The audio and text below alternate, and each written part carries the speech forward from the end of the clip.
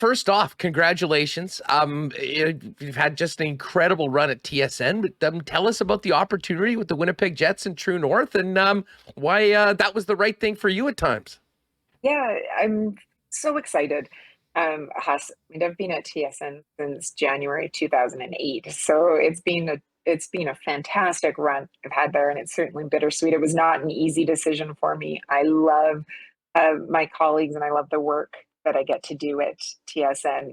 But the Jets had come to me and had kind of given me this, almost in some ways, a clean slate of looking at what I wanted to do content wise and what sort of things interested me. And I just think that there's a ton of potential there. And I don't have to travel the same way that I am right now. And for anyone that's, watching, especially CFL this season, I feel like I'm in the airport or in a hotel every other day. So it's just, I think that all around it's going to work out.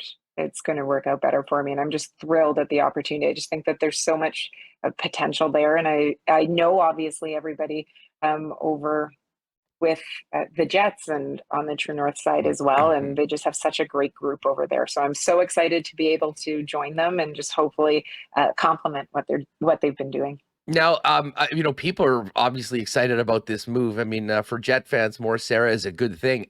We'll ask it. I'm not sure if you can even answer this right now with the season coming on, whether there's things to be announced. But, as far as over the course of the season, is this going to be something, will there be regular Sara? I know you're still going to be involved in the broadcast. I mean, whatever you can tell us right now, fill us in on what your role is going to be and where people will be able to see your content.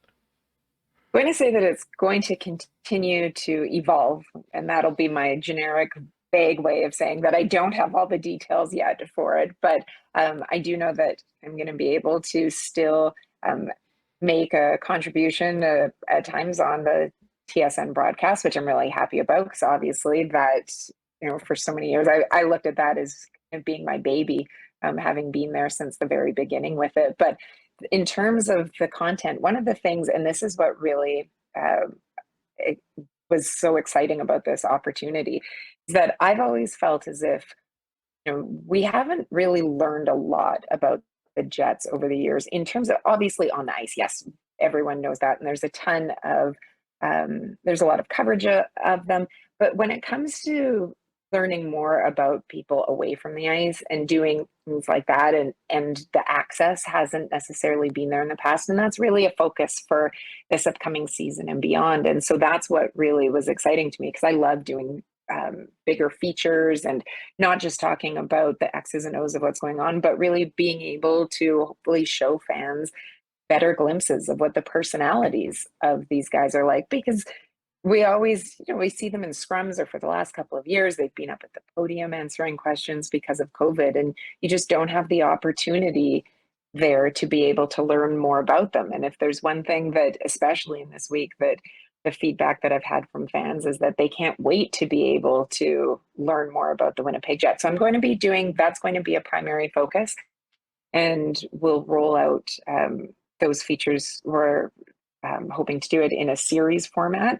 So very, very excited about that. And then also going to revamp the post-game show bit as well. And there'll be pre-game content too. So there's a ton of potential, but really I'm excited. I'm hoping that Jets fans want to start to get into the habit, if they aren't already, of being able to go to that Jets website to be able to find out more about the players, but then also on a game-to-game basis, go there so that they know that the post-game coverage or pre-game information is there for them, and it becomes a regular part of their viewing, just the way that it would if it was a regular channel on the television. Obviously that bit about, enhanced post game will be exciting to fans. Have you wrapped your head around, or do you even know how different your game days are going to be in your new role as opposed to the last 10 years?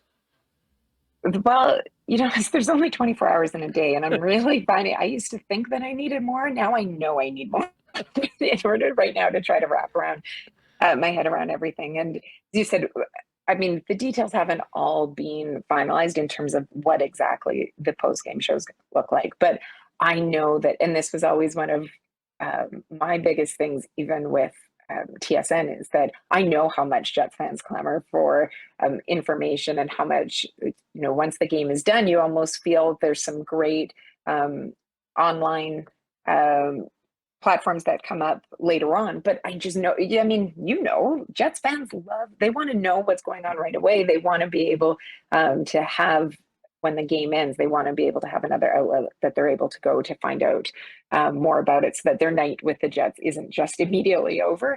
So we're still working out what exactly the post-game show is going to look like. I had a discussion the other day. I said I thought that a half-hour post-game show sounded good. I've got grand ideas. So so being able to work in conjunction with all the great people over there, I know that everyone's really excited at being able to create more, and to be able to help serve the fans more and give them what they want. So I'll have more details for you if you want to have me on in a couple of weeks or in a month, and I'll be able to finalize it more. But I have notebooks even in my hotel room right now. I've got my CFL notebooks on one side, and then I have my Jets notebooks on the other, as I'm trying to, sketch out exactly what I'm hoping things are going to look like. Well, selfishly, yeah, speaking of coming on the show, I just hope you've got more time to jump on with us and talk about what you're doing with the Jets, because you certainly know that's a prime topic here on Winnipeg Sports Talk.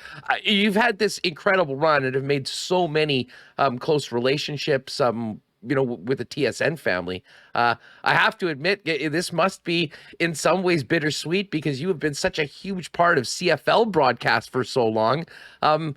This is a great move for you and your family, and you said, but at the same time, it's not easy. And what are these final games going to be like for you? Well, I've cried a lot. Yes. I said, so my game last week in Calgary, it was the last game that we'll have worked with Dwayne Ford, because he's not on any of the final broadcasts that I'm scheduled for. And so I got super emotional as he's leaving for the airport, and I started to tear up again, because when you look, not only have Dwayne and I worked together the entire time at TSN, but we go back to the Score days too, and doing CFL coverage there, and Banjo Cups together, and so people often talk about this is our team. We cover teams, and this is our team. And I've always said it's more like a family. I've spent so many hours and so many and experienced so many different moments with a bunch of these people. And it's just the CFL in particular is such a labor of love for everyone that's involved with it. So it's very emotional. I said I've shed a lot of tears, but I've also really tried to soak in the moments. One thing that I would say this to people, I mean, in any line of work, but certainly people that are in ours, is to really take a moment to be present and to appreciate what you're doing, because I am so guilty of just, nose to the grindstone, and not truly necessarily experiencing or taking in the moments that I've been able to be a part of. And you think, I've done every Grey Cup on TSN so far, and you think about some of the Grey Cups that we have seen, not even just Bomber related over the last couple of years, but when you think about the 13th man, or you think about some of the emotion when Anthony Calvillo won Alouettes and then announced his health battles, and there's so many different moments, and in some ways I get to the end of all of it and it's just a blur, because I haven't really sat back and appreciated them to the same sort of degree. And so that's something that I've really tried to do. I've known obviously for a while that I'm going to be leaving. So I've really tried to take it all in. And one of the reasons that I've stayed on as long as I have throughout this summer, and won't be taking a break between the transition, is just my love for the CFL, but also just my love for the people that I work with. And I was on so many games this summer that I didn't want to leave anybody, shorthanded. And I didn't want to just walk away. I wanted to be able to, make the transition as easy as possible. Yeah, it's going to be a major wake-up call for a few of your colleagues that all of a sudden have to start doing sidelines and see how many games you've been doing the last little while. We'll get to that. Your final game is scheduled to be the Banjo Bowl right here in Winnipeg. And I mean, that's always the biggest regular season game of the year. It's already sold out, but I can tell you in the chat, it is already being referred to as the Sara Orlesky game. I mean, this is going to be, I would imagine you might have to pack a couple extra Kleenex for that game. I mean, but honestly, what an incredible venue and way to finish up and transition now to the new role with the Jets. See, Hess, you're making me cry now. I don't. Dear me, I'm tearing up with it. This is no. I'll save all your viewers because I go into full ugly cry, so I won't subject anyone to As that. if. But it's yeah. You know what? I was originally supposed to.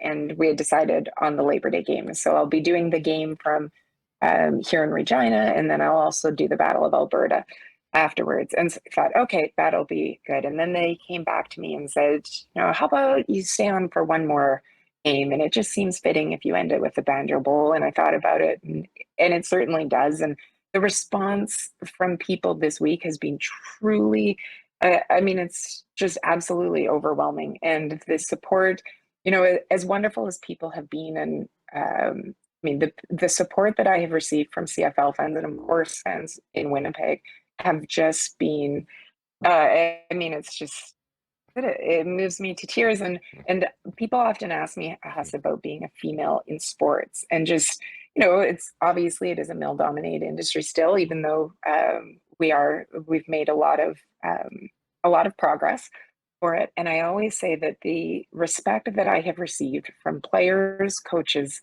and fans is just, it's been overwhelming. Like, it's just from the beginning. And if you can walk around, I always use this as an example. If you can walk around on the sidelines and people that have consumed, a number of them, a lot of pops, we shall say, while down there, and all that they do is, exuberantly chant your name for it, that's pretty good.